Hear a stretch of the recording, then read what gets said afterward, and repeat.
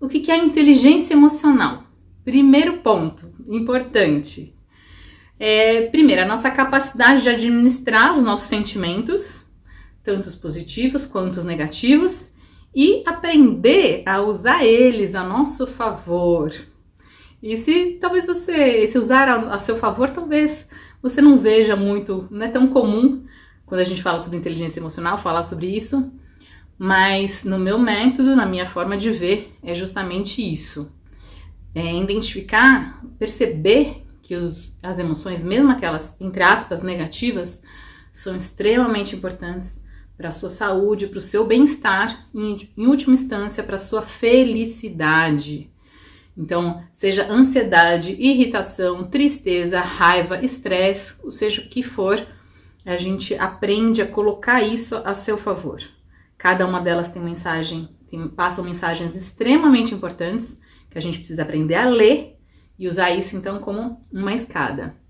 A gente não vai acabar com as suas emoções, graças a Deus que não, porque elas são pacotes de informações com zilhões de informações, tanto baseadas no que você já viveu até agora, quanto baseadas no que as gerações anteriores viveram. Por exemplo, fobia, medo. Os estudos da epigenética mais recentes estão apontando que provavelmente as fobias são também transmitidas por meio da epigenética para as gerações posteriores.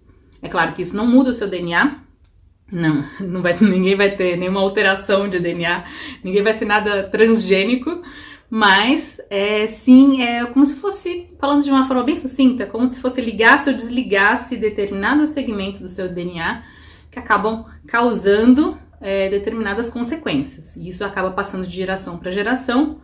Até a terceira geração, os cientistas já mapearam que isso consegue chegar, mas também a gente consegue reverter. Mas esse é um outro assunto. Não quero tirar o foco da nossa inteligência emocional aqui.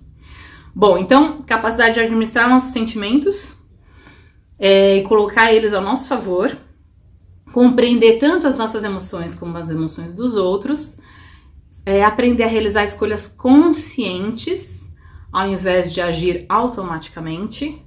E por fim, para quem conhece a teoria das inteligências múltiplas do Gardner, a inteligência emocional seria um híbrido entre você ter inteligência interpessoal, a forma como você se relaciona com os outros, e você ter inteligência intrapessoal, a forma como você relaciona com você mesmo.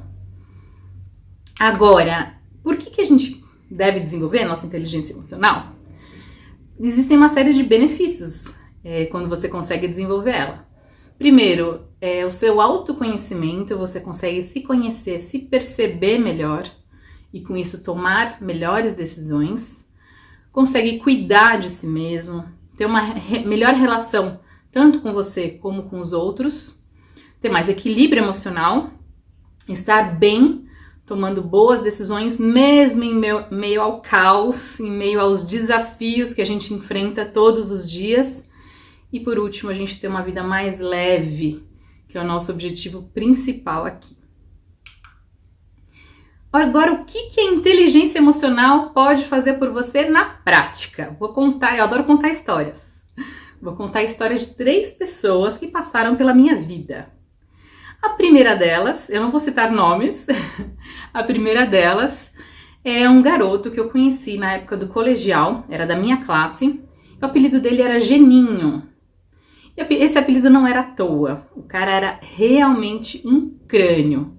Não só tirava as melhores notas da escola inteira, era uma escola bem grande, não só tirava as melhores notas da escola inteira, mas também ele participava constantemente de competições, desafios, olimpíadas, de química, de matemática, de física, e ele sempre se dava muito bem, sempre tirava primeiro lugar, ganhava bolsas, chegou a ganhar carro, ganhou computador, que naquela época era uau, e tantas outras coisas. E aí eu ficava me perguntando, já naquela época eu ficava pensando, mas o que será que vai acontecer com o Geninho? O que será que, eu imaginando assim, projetando, vendo ele naquele momento, pensando no possível futuro que ele teria, eu imaginaria algo como Bill Gates, seria o nosso próximo Bill Gates brasileiro. Outra pessoa, guarda essa história para você. Agora, outra pessoa que passou pela minha vida, isso já na época da faculdade, que era uma pessoa que era, digamos que seria o líder da sala. Super carismático, se dava bem com todo mundo gostava dele, tinha uma facilidade para ter relacionamentos, para motivar as pessoas. E eu nem ficava imaginando o futuro. Eu tinha certeza que ele seria uma pessoa assim, sei lá, uma grande liderança de uma organização, um CEO, ter uma equipe enorme, as pessoas iam adorar ele, ia ter resultados incríveis. Era isso que eu imaginava. E a terceira pessoa que eu conheci, também na época da faculdade, era uma pessoa, digamos assim, meio lenta. Não quero dizer muita coisa, porque provavelmente você conhece essa pessoa, mas era uma pessoa assim, que a gente não apostava muito, se dava bem com as outras pessoas, mas ninguém tinha muita opinião a respeito dessa pessoa. O que eu posso dizer é que nós estávamos estudando juntos, depois de em torno de 6 meses, 1 ano, essa pessoa desistiu do curso, era um curso de gestão ambiental, faculdade de gestão ambiental. Essa pessoa desistiu do curso e fiquei anos sem saber do seu futuro, sem saber o que aconteceu. Bom, quem será que se deu bem na vida? O geninho, aquele cara crânio, que provavelmente deveria ter um QI bastante alto. Será aquela pessoa líder da sala, que se dava bem com todo mundo, era carismático? Ou será aquela pessoa mais devagar, que ninguém bota muita fé? Quem será que se deu bem na vida? Bom, vou contar agora o que aconteceu com essas 3 pessoas. Primeiro, o geninho. O geninho, fiquei sabendo, muitos anos depois, que ele resolveu entrar para a vida acadêmica. Acabou se enfiando aí nos meandros de uma faculdade, se não me engano se formou em matemática, e aí entrou nesse meandro e foi tendo as suas próprias conquistas. É bem diferente do que eu imaginava como uma pessoa, como um Bill Gates, um empreendedor, um cara que fosse criar uma grande empresa e fazer acontecer. Segunda pessoa, o líder da sala.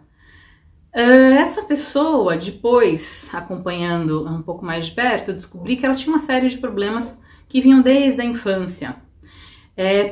Problemas que estavam meio mal resolvidos internamente. Então ele se dava muito bem com os outros, mas estava numa busca interna muito grande, e ainda bem, essa busca de se desenvolver e de melhorar e de se encontrar.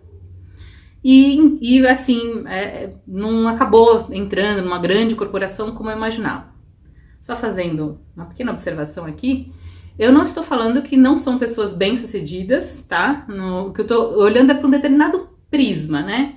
Um determinado ponto de vista. E também são pessoas que eu estou vendo mais de longe, não estou acompanhando ali no dia a dia. São só exemplos para eu poder te deixar mais claro, de uma forma mais didática, o que eu quero dizer com inteligência emocional.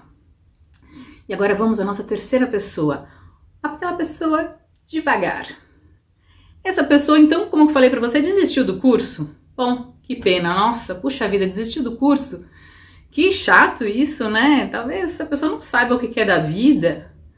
Bom, depois de alguns anos, eu comecei a ver informações na imprensa, em jornais, em revistas, em programas de televisão, e essa pessoa chegou a ser garoto de propaganda, inclusive, de uma grande empresa, porque resolveu sair do curso de gestão ambiental, foi fazer um curso de gastronomia e se encontrou.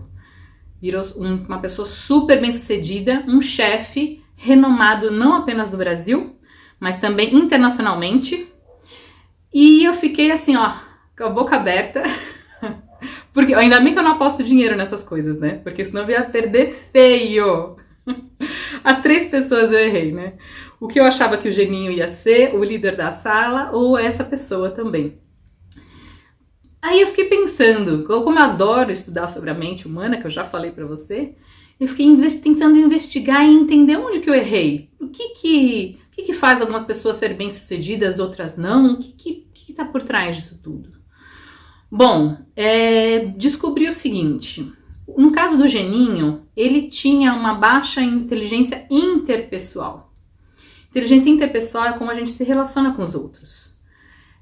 Desde aquela época eu percebia que ele ficava mais isolado, ele sofria bullying, o que é muito triste, mas ele ficava mais isolado, tinha poucos amigos, era um crânio, sim, se dava super bem em termos desse tipo de inteligência, principalmente, lógico, matemática, mas tinha dificuldade no campo interpessoal. Não sei se ele se desenvolveu hoje, a gente pode desenvolver qualquer tipo de inteligência, a gente consegue desenvolver, mas eu tô falando para você no que eu vi naquela época.